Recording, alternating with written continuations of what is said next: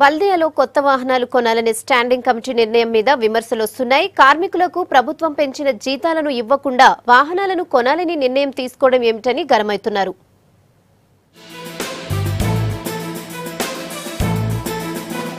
జీహెచ్ఎంసీలా కొత్త వాహనాలు కొనాలనే నిర్ణయం హాట్ టాపిక్ గా మారింది. ప్రస్తుతం ఉన్న బండ్లు బాగానే ఉన్నాయని, కొత్తవి కొనాల్సిన అవసరం ఏముందని ప్రశ్నిస్తున్నారు పారిశుద్ధ్య కార్మికులు. బల్దియాల బండ్లు కొని 10 ఏళ్లు కూడా కాకముందే మళ్ళా కొత్తవెందుకంటున్నారు.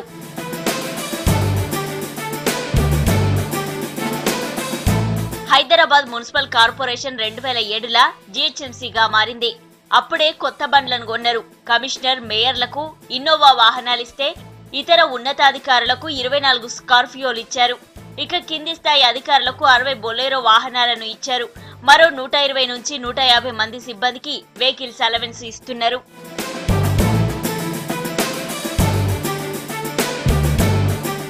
బల్దియాల ప్రతి ఆఫీసర్ అవసరం ఉన్నా లేకున్నా లాబియింగ్ చేసి వాహన సదుపాయాన్ని తీసుకుంటున్నారు. అద్దె వాహనాల పేరుతో సొంత వాహనాలనే వాడుకుంటూ నెల 34,000 తీసుకుంటున్నారు. యువత ఉపాధి కోసం ఇచ్చిన వెహికల్స్ పేర బల్దియాల దందా నడుస్తుంది. ప్రతి నెల అద్దె వెహికల్స్ పేర 4.5 కోట్ల దాకా ఖర్చు చేస్తుంది.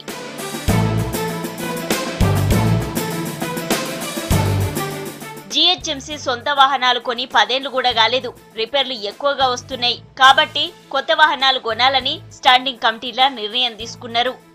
జీహెచ్ఎంసీలో ఇప్పటికే దశాబ్దం పైనుంచి ఉన్న కొన్ని వెహికల్స్ అన్ని కూడా ఇప్పటికే చాలా వరకు రిపేర్లు వచ్చి ఇబ్బందికరంగా ఉన్నాయి. కాబట్టి కొత్త వెహికల్స్ కొనుగోలుకు సంబంధించి పర్మిషన్ కొరకు కొంత ప్రభుత్వం ముందు పంపడానికి స్టాండింగ్ కమిటీ ఏకగ్రీవంగా ఆమోదించి పంపడం జరిగింది.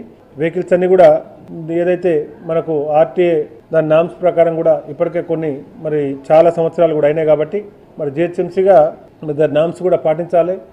డిలాబరేటెడ్ వెహికల్స్ కూడా ఇప్పటికే కండెమ్ దశలో ఉన్నాయి. చాలా వరకు రిపేర్స్ కూడా ఉన్నాయి. కాబట్టి జీహెచ్ఎంసీ ఆఫీసర్స్ సంబంధించి డిప్యూటీ మేయర్ గారు, కమిషనర్ గారికి సంబంధించి కూడా మైసెల్ఫ్ కూడా వెహికల్స్ కొన్ని ఒక ఫార్చునర్, దాదాపు 17 ఇన్నోవాలకు సంబంధించి శాంక్షన్ కొరకు రాష్ట్ర ప్రభుత్వానికి పంపడం జరిగింది.